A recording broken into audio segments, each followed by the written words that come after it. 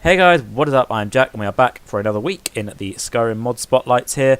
This week we've got Undeath Remastered. Now, this was a mod spotlight that I did last week, but I actually took it down. I didn't like it. I wasn't happy with the way I presented the mod. I wasn't happy with the way I presented my channel, so I took it down and I'm re-uploading it with a completely different, new style of doing it. So hopefully this works better.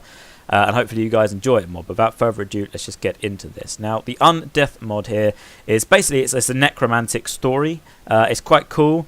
You're basically trying to take on a necromancer and his evil gang, sort of, if you could even call them that, his followers, who are trying to gain the powers to immortality.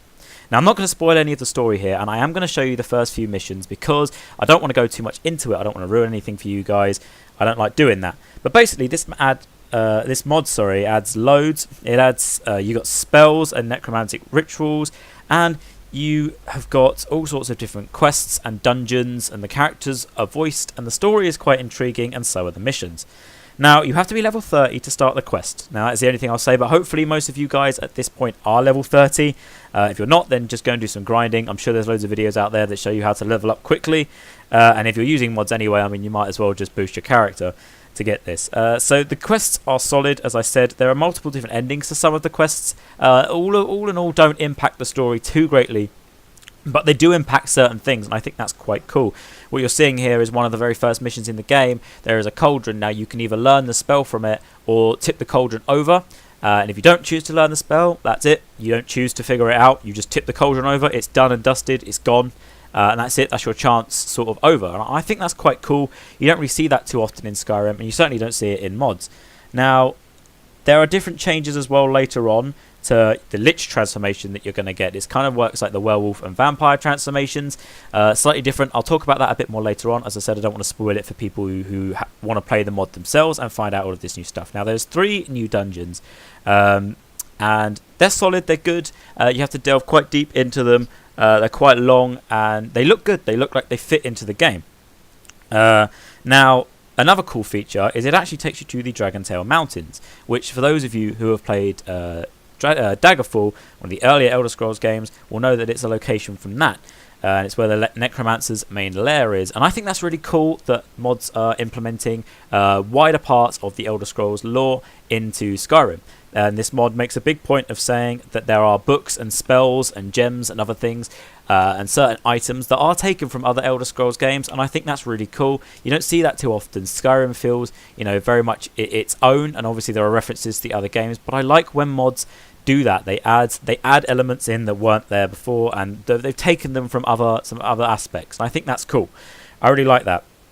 Now, of course, here there's new spells, and there is a vendor that you will meet along the way who sells you all sorts of different items that most vendors will not sell you. So things like poisons and potions, gems, hearts, and weird stuff like that, necromantic kind of things. You can sort of get the general idea, as well as different books and spells. Now, there are new spells added, quite a few new spells added, in fact, as well as different lore books, as I said, that expand upon the lore of the necromancers in the Elder Scrolls universe, and I think that's really cool.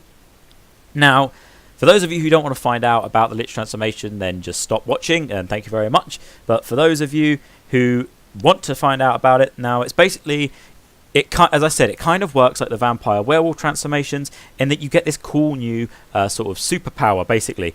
And you need to do a ritual, and it will be done after you complete the main quest line. Now, the ritual is quite a pain in the arse, and you will need to read the notes that you acquire along the way. You'll acquire quite a few notebooks telling you how to complete the ritual along the way, and you will need to use those to do it. Otherwise, there will be death involved many times, and it will get quite frustrating. But once you've done it, it will pay off, and you will get this really cool new character with loads of different new spells. For example, you can resurrect, you can mass resurrect, bring people back from the dead. I think that's quite cool.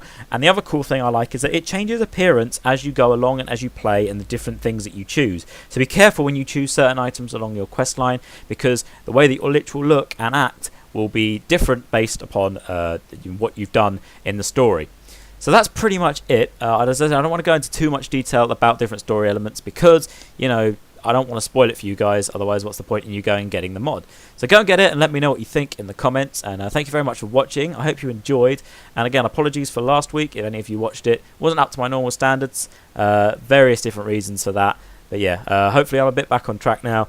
And yeah, have a great week, guys. See ya.